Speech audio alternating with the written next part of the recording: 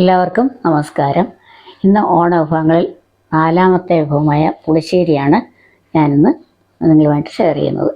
അപ്പോൾ എല്ലാവർക്കും ഓണാശംസകൾ. നമ്മൾ അത്തം തുടങ്ങി ഇനി 10 ദിവസമുള്ള ഓണത്തിനല്ലേ തിരക്കിലാണ് എല്ലാവരും. അപ്പം നമുക്ക് ഒരു കഷ്ണം കുമ്പളങ്ങയും ഒരു ഏത്തപ്പഴവും കൂടെ കൂട്ടിയുള്ള ഒരു പുളിശ്ശേരിയാണ് നമ്മൾ ഇതിനകത്ത് തയ്യാറാക്കുന്നത്. അതിനായിട്ട് കുമ്പളങ്ങ എല്ലാം കുരുവും തൊലിയും എല്ലാം കളഞ്ഞെടുത്തിട്ടുണ്ട്. ഇനിയും ചെറിയ കഷ്ണങ്ങളാക്കി നമുക്കിതൊന്ന് കഴുകി അരിഞ്ഞെടുക്കാം. സദ്യയിലേക്ക് വളരെ പ്രധാനപ്പെട്ട ഒരു ഐറ്റം അല്ലേ. കഷ്ണം എന്തായിക്കോട്ടെ, പുളിശ്ശേരി പറഞ്ഞാൽ എന്തായാലും ഉണ്ടാവും. കുമ്പളങ്ങയോ വെള്ളരിക്കയോ പൈനാപ്പിളോ എല്ലാം ചേർത്ത് പുളിശ്ശേരി നമ്മൾ തയ്യാറാക്കുക പതിവാണ്.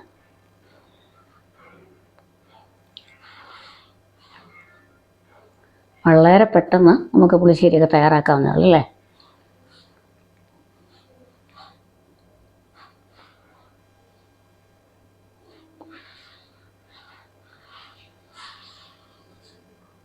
ഇനി അങ്ങോട്ടുള്ള ദിവസങ്ങളെല്ലാം എല്ലാവർക്കും മലയാളികൾക്കെല്ലാം ആഘോഷങ്ങളല്ലേ. അത്തപ്പൂവും പെരുവറക്കലും അതിൻ്റെ ഒരു തിരക്കിലാണ് എല്ലാവരും അല്ലേ.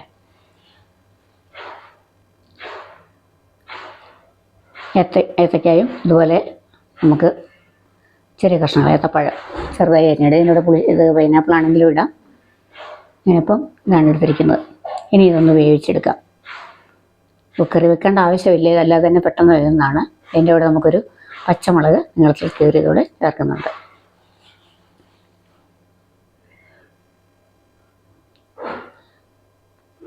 ഇനിയും കുരുമുളക് ഒരു 1/2 ടീസ്പൂൺ കുരുമുളക് ചേർത്തിട്ടുണ്ട്.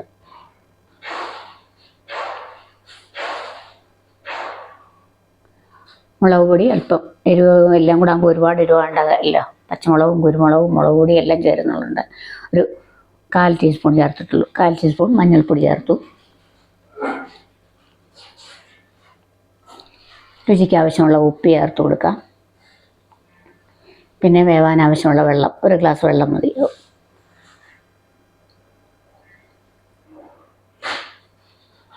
കഷ്ണം മൂടിക്കിടക്കത്തക്ക രീതിയിലുള്ള വെള്ളം മതിയാവും. ഇനി നമുക്കിതൊന്ന് വേവിച്ചെടുക്കാം.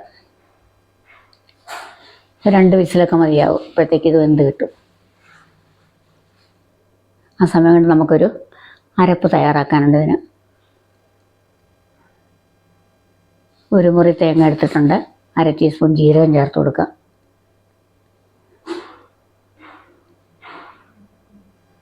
അതിലേക്ക് നമുക്ക് വെള്ളത്തിന് പകരം തൈരാണ് ഞാൻ ചേർക്കുന്നത്.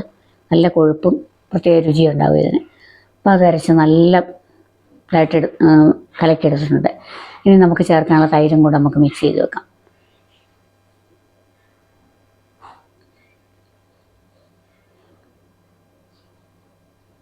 കഷ്ണമൊക്കെ വെന്തിട്ടുണ്ടോ എന്ന് നോക്കാം. ഏത്തപ്പഴമൊക്കെ അല്ലേ പെട്ടെന്ന് വെന്തിട്ടുണ്ടല്ലോ.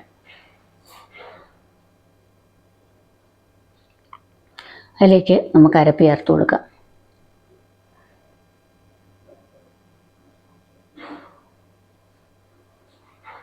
ഇനി അരപ്പ് ചേർത്ത് തേങ്ങയുടെ പച്ചവാസനയൊന്ന് മാറുന്നവരേക്ക് നന്നായിട്ടൊന്ന് തിളപ്പിച്ചെടുക്കണം.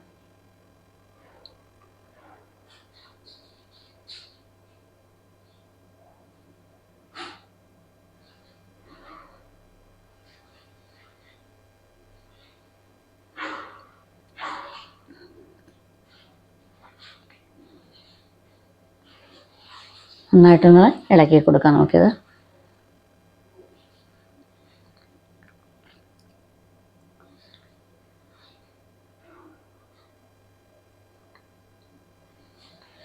നന്നായിട്ട് തിളച്ച് ഒന്ന് കുറുകുന്നവരെ നമുക്കിതൊന്ന് വയ്ക്കാം.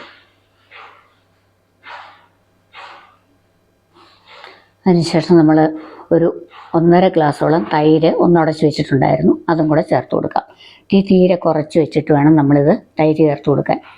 തൈര് ചേർത്ത് തിളച്ച് കഴിഞ്ഞാൽ അതങ്ങ് പിരിഞ്ഞു പോകും. നമുക്ക് കറിക്ക് രുചിയും ഒന്നും ഉണ്ടാകില്ല. അതുകൊണ്ട് നമുക്കിതൊന്ന് ഇനി നന്നായിട്ട് ഇളക്കി കൊടുക്കാം. അതിലേക്ക് ഒരു 2 കരിവേപ്പില കൂടെ ചേർക്കാം.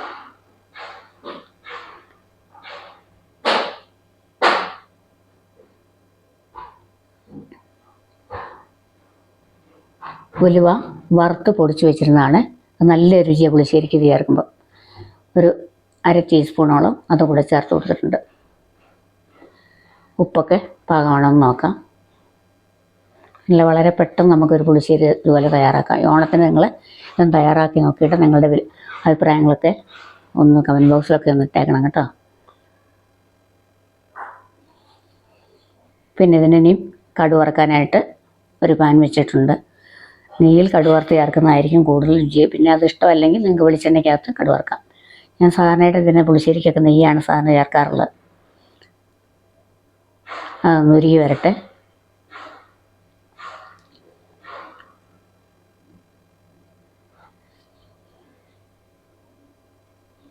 അതിലേക്ക് 1/2 ടീസ്പൂൺ കടുക് ചേർത്ത് കൊടുക്കാം. കടുകൊക്കെ ഒന്ന് പൊട്ടി വരുമ്പോൾ നമുക്കതിലേക്ക് മുളകും കരിവേപ്പിലയൊക്കെ ചേർത്ത് കൊടുക്കാം. 2 മുളക് മുറിച്ച് ചേർത്തിട്ടുണ്ട്.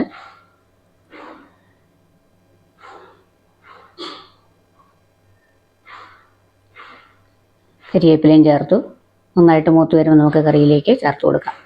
അങ്ങനെ നമുക്കൊരു അടിപൊളി പുളിശ്ശേരി തയ്യാറാക്കിയിട്ടുണ്ട്. എല്ലാവരും തയ്യാറാക്കി നോക്കണം.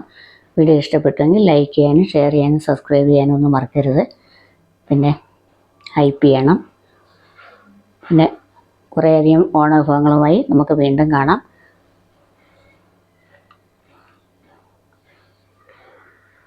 എല്ലാവർക്കും അങ്ങനെ ഒരു ഓണാശംസ ഇതിലൂടെ ഞാൻ അറിയിക്കുകയാണ്.